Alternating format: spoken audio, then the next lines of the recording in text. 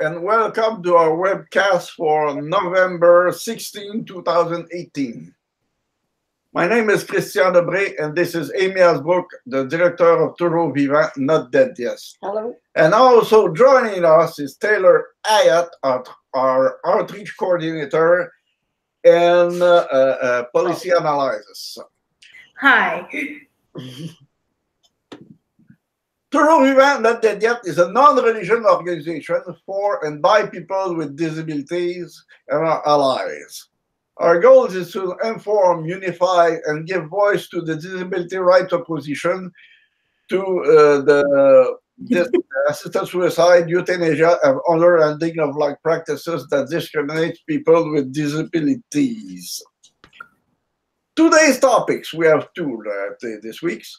First, prosecution under the Netherlands Euthanasia Law. That's the first subject. And the second one is the federal assisted suicide and euthanasia monitoring system goes online after 3 years, two years late. 2.5 years. Okay. All righty then. The first prosecution under the Netherlands Euthanasia Law for the first time in how many years? Since the law was passed in 2002, that would make 16 years. 16 years or so. And we know that at first month, it should have some. Right. But 16 years later. Right. Okay, so for the first time, a Dutch doctor is being prosecuted under the country's euthanasia law. The doctor is being charged for failing to act carefully and overstepping a line in the euthanasia of a 74-year-old woman with dementia. Yeah, it'd be probably not more than overstepping. You jump on it many times. Jump on it, squished it, rubbed it out. Okay. The woman made an advance directive several years ago that stated she wanted to die whenever I think the time is right, quote unquote. Though she would sometimes say that she wanted to die, at other times she said, not just now, it's not that bad yet. Okay, that's mainly what most people want. They don't want to die too soon, and if they suffer too much, they want to end it. And most people, even who commit suicide, are ambivalent, and they want it, but they don't want it. They don't really know, And that was the case with this woman. But the doctor interpreted her advance directive, along with the woman's inconsistent statements, as permission to perform euthanasia. Which is the completely opposite side, the negative side. No, you're not supposed to do that. In what has become an infamous event, the doctor put a sedative into the woman's coffee without her knowledge. And the family held her down as she struggled against the lethal injection. Oops. This is supposed to be voluntary euthanasia. Yeah. You're supposed to welcome it. Yeah, right. Not fight against it. Right. Euthanasia. And in most of those laws, including Canada, you are able to say no anytime. In any way. In any ways, okay? Right. So they use trickery and force to, make the euthanasia happen. Basically, it's a murder. And they didn't listen to her ambivalent oral statements or her physical struggling against. We kill you. We know that it's better for you. Right. So any form, that she rejects euthanasia, I guess not. I guess that doesn't really apply. No. A public prosecutor in The Hague said the doctor could not have unambiguously determined that the woman wanted euthanasia, especially given her conflicting statements about the desire to die. Yes. Well, yeah. For us, it's obvious. For most people, it's obvious either. But for him, doesn't look like that. Right. And it's interesting, it's obvious to us, but it will be interesting to see what the court actually finds. They may find the doctor guilty, but not punish the doctor. Yeah. The case was heard at the district court in The Hague. 2 other criminal cases against euthanasia providers have been dropped.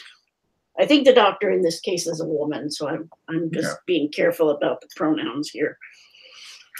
So, okay, the next topic is the federal monitoring assisted suicide and euthanasia monitoring system goes online, both literally and the other way, because online means it's underway and it's also online. The federal government system for monitoring assisted suicide and euthanasia came into effect on the 1st of November, but not without problems. Quelle surprise. Close to 3 years late, and they are still not able to be perfect. Right. The first problem was the failure of federal and Quebec government officials to agree on a reporting process that would provide both levels of government with the data they want, threatened to derail the new program even before it started on October 31st. And you have to remember, the Quebec system is online since many years. Right. We'll get to that. Yeah. On October 31st, the Collège des Médecins de Québec called on the province's doctors to ignore the federal reporting requirements. Oops. They asked for civil disobedience. Yeah. Oops. It's not really nice. Yeah.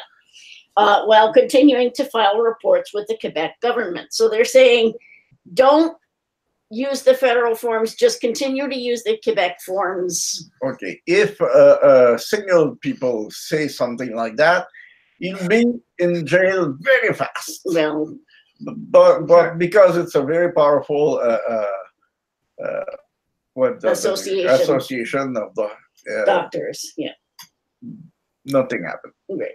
Okay.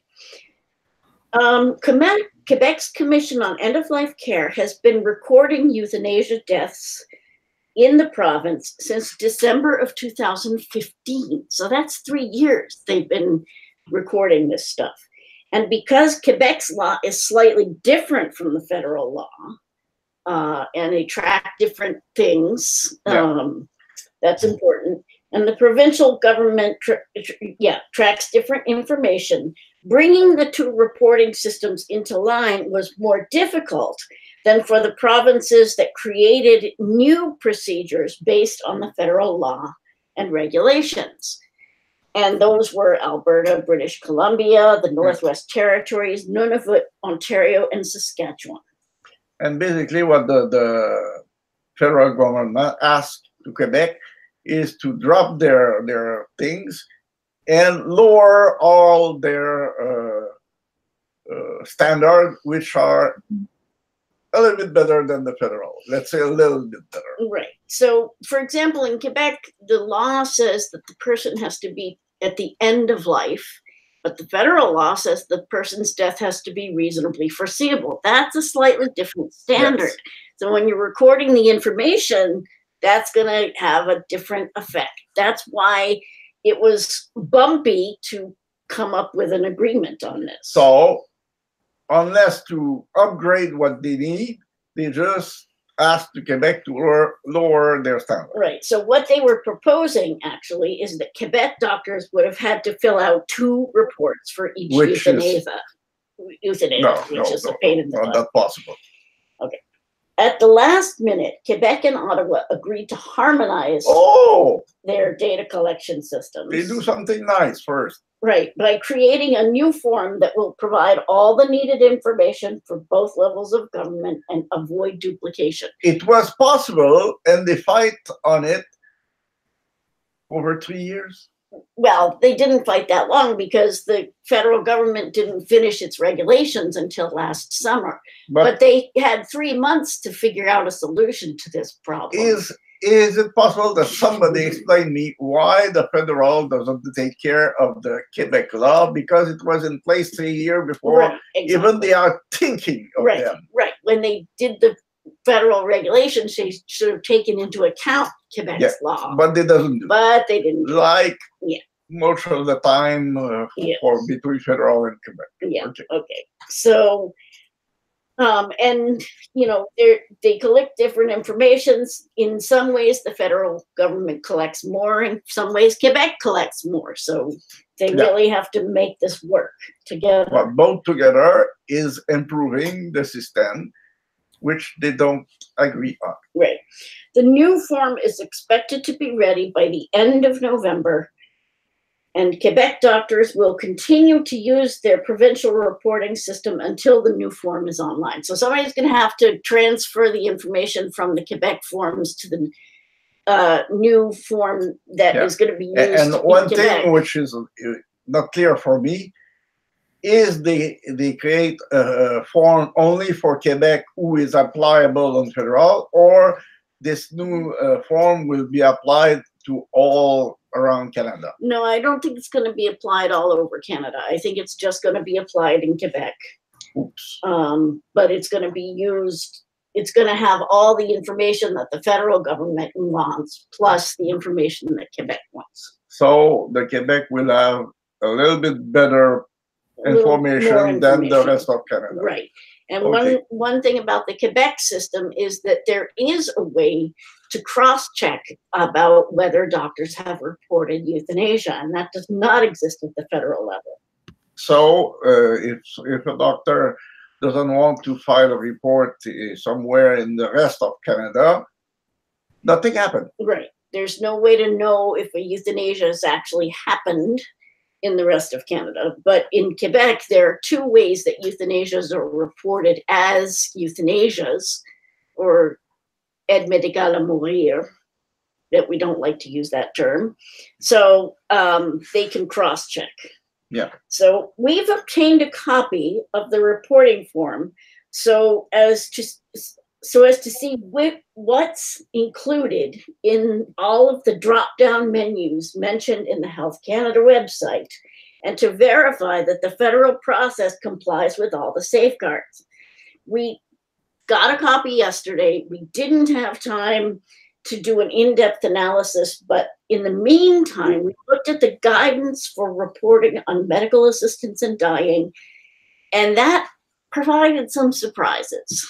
And not very nice surprises either.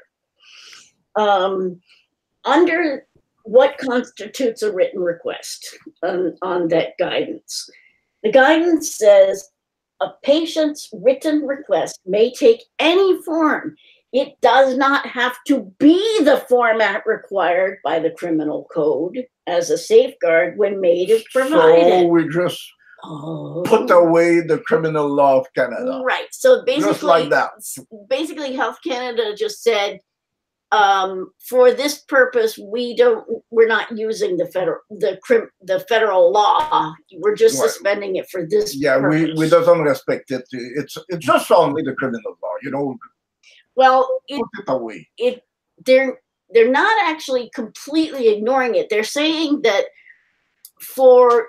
to trigger the process of starting a euthanasia, the written request doesn't have to comply with the safeguards. It could be an email message, it could be a text message. Oddly enough, it can't be a message that a person types into a speech generating device. That doesn't count. So no one found the discrimination in that yet. So go. Sorry, no one's found the discrimination in that yet? You can't use a speech device? Yeah, I was thinking I should point that out to Heidi. Heidi is the chair of the Ending of Life Ethics Committee, and she uses a speech device. So I guess, yeah. I mean, I don't want to point out ways to make it less discriminatory, but yes, that is discriminatory.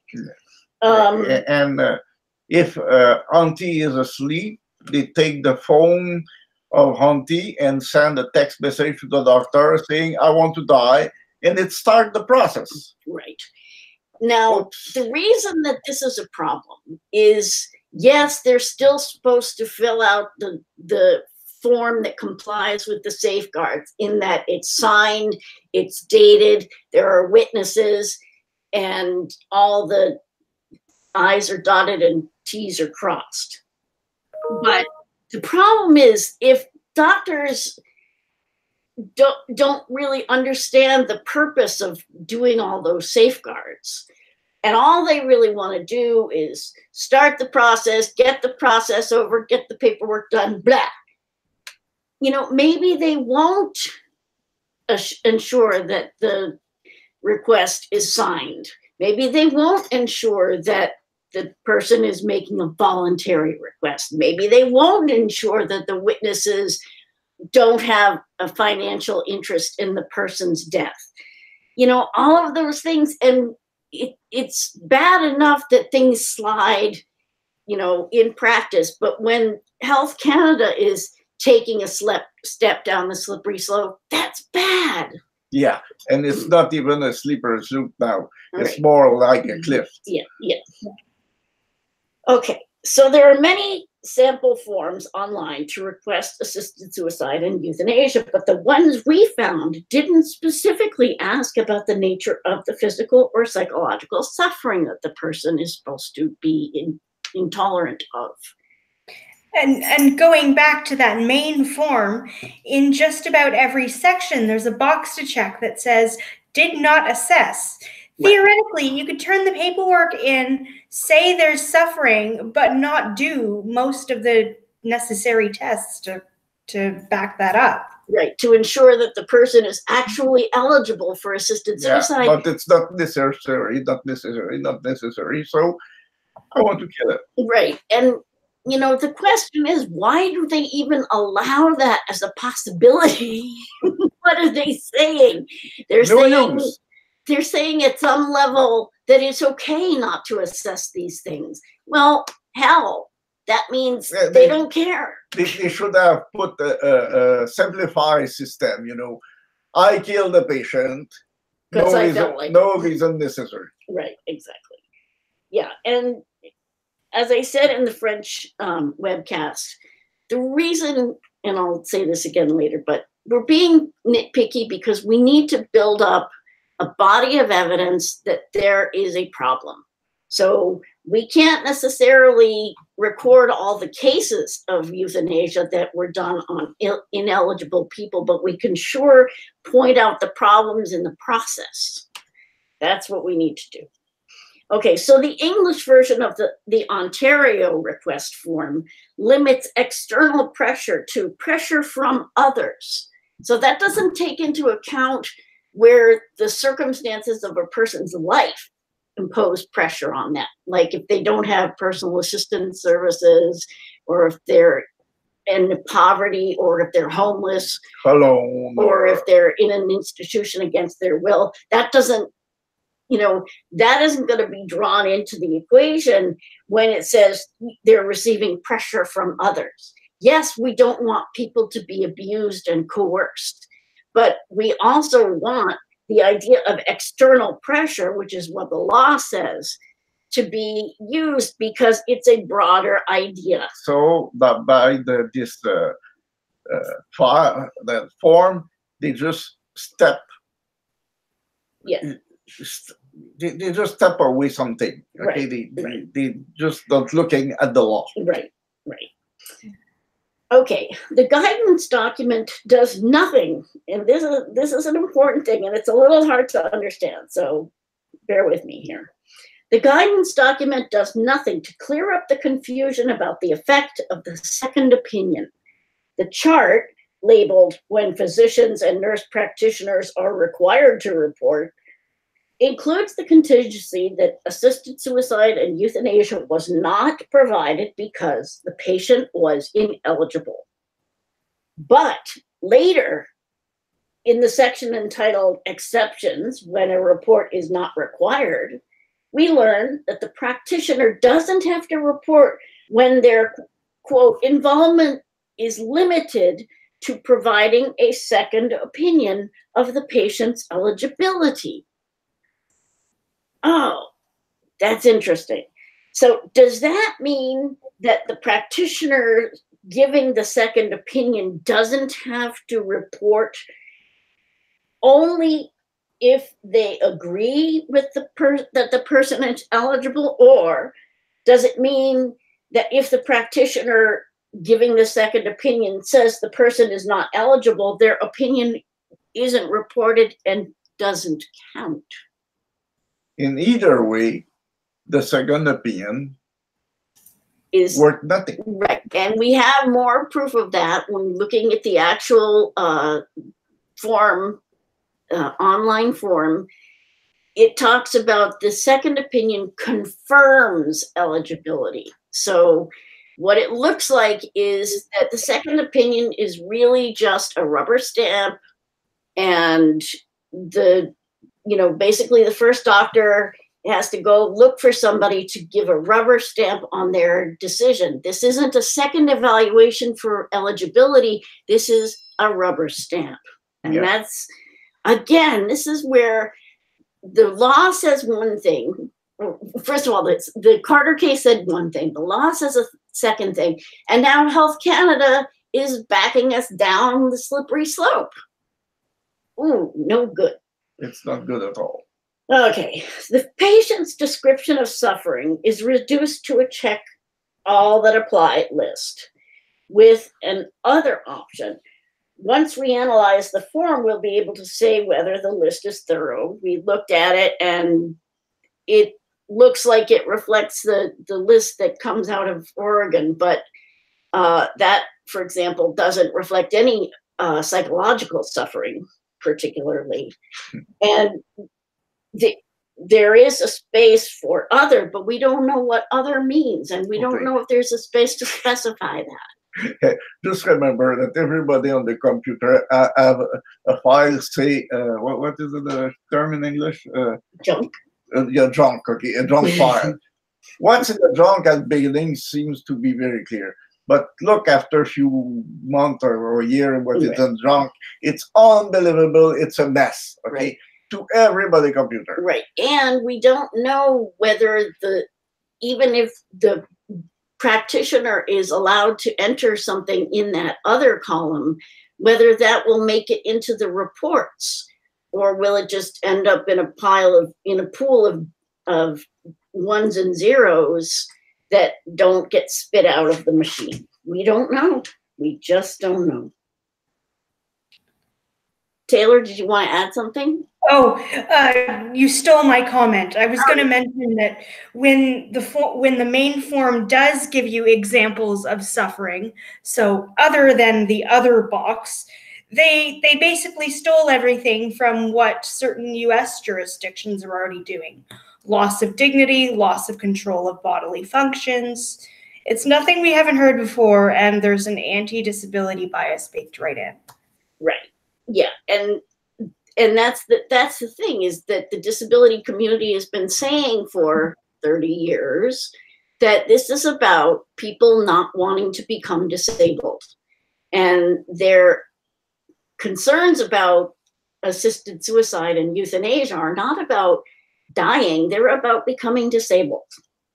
And hopefully, at least we will see more verification of that in the Canada forms, so that we can push harder on improving services and supports for disabled people. Hopefully, we'll see. Okay, the Guide for Medical Practitioners warns that Health Canada or the provincial or territorial designated recipient will follow up if the information provided is unclear or incomplete, or to find out why the practitioner has not reported. But the question is, how will Health Canada know that the practitioner hasn't filed the report? There's no way. It's like impossible to prove a negative. So? The coroner's reports aren't going to indicate that these are euthanasia. And as we saw in Saskatchewan, it's no longer even considered a suicide. So there's no automatic inquiry into what happens when a person is just slipped away and nobody will take care of it. Right. We have already 3 cases in Quebec, reported 3 cases, officially reported case, and nothing happened. Nothing happened. Right. The person who was killed was ineligible for euthanasia, but nothing happened. Health Canada also warns that where practitioners fail to apply the eligibility requirements or safeguards in the criminal code, or they commit continued or egregious omissions in reports, practitioners could be referred to law enforcement. Okay, so this is a major threat. Even if the worst comes to the worst, they would get 2 years in prison, which is not much because they just cancel that out. And remember, in the 3 cases of Quebec, nothing happened. There was no even a small inquiry. Right. Okay. It slipped away because the what do you call the local responsible police. Okay, police. They have no fund, no team, no policeman, no nothing affect to that. No expertise. No expertise. Make those investigations. So it just slipped away. Whatever happened. No motivation, no expertise, and no resources. Yeah. Okay, so the question is, will this improve compliance with the law or just modify what the practitioners write on their forms? Will they just say, oh, yeah, we checked everything. Everything's good. Check. Whether or not or they even did. if they fail something, just not reporting. Right. There's no Everything is way good. to verify. And at the end, they say, look, the system is good. We don't have no complaint at all. Right. Yeah. No inquiry. No nothing. Okay. So though we can't access the online portal because we don't have doctors' registration numbers, we did notice a couple of problems in the welcome page.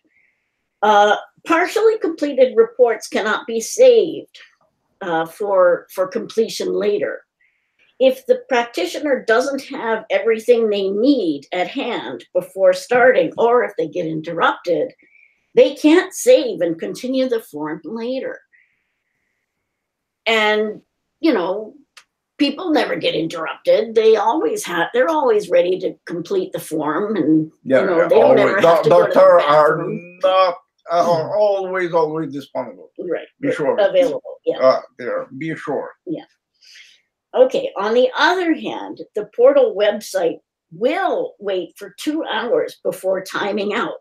So while that might be helpful for practitioners who are trying to organize their paperwork, it could leave personal information available on an unattended computer. And the scenario that we're thinking is a practitioner is in the middle of filling out their report. They get interrupted for an emergency. They leave the office with the report on the screen, somebody's personal information. They leave, they go to deal with the emergency, and they come back an hour and a half later, and the report is still on the screen, so they get to finish within an hour and a half, what happened on the computer, everybody could see it. Right. So bad for people privacy. Are walking by the station. People are, chatting. That's so bad for privacy. Yeah, Completely. Too bad. We're hoping that people can have their privacy. We support that, but this is not the way to do it. I mean, saving and being able to complete the form later would be a better thing.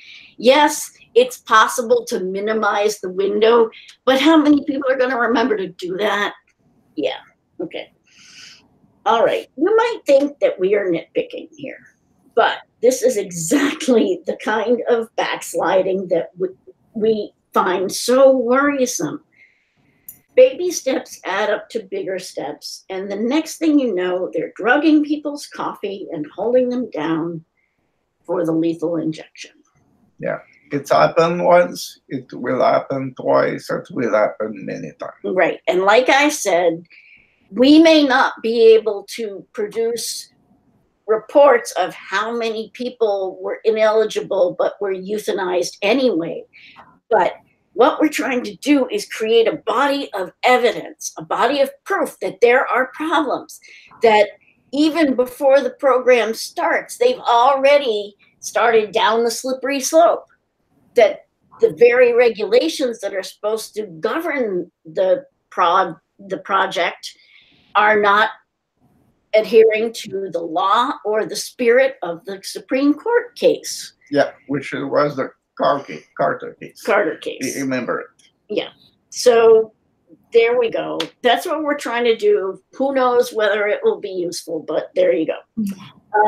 Also, we need to say that we will be away next week for American Thanksgiving because certain Americans have to go visit their families. That would be rude. So, okay. If Taylor, did you want to add anything? Not really, except for I don't know how many times this Dutch lady's story is going to come back in the news, and I don't know how many times we're going to have to stress that people can communicate without speaking words. Yes. Behavior counts. Right.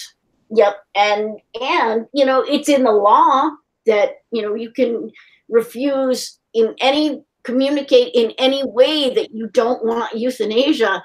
And struggling against an injection sounds like a pretty effective means of communication. Oh, yeah. But apparently the doctor doesn't understand this week. Right. No. Right. And the fact that they're not counting information typed into a communication device as written communication tells you how advanced their thinking is on alternate means of communication. So if you want more information about the subjects that we talk about here, you can visit our Facebook page at facebook.com/toujours vivant, not dead yet. You can visit our website, which is at tvndy.ca, and our new website is supposed to go up online this weekend. We'll see. You can email us at tv-ndy.ca, and you can follow us on Twitter at TVNDY. Thanks to Christian for helping out, and thanks also to Taylor for helping out. And we will see you in 2 weeks. Thanks. Take care. Bye. Take care, everybody. Bye.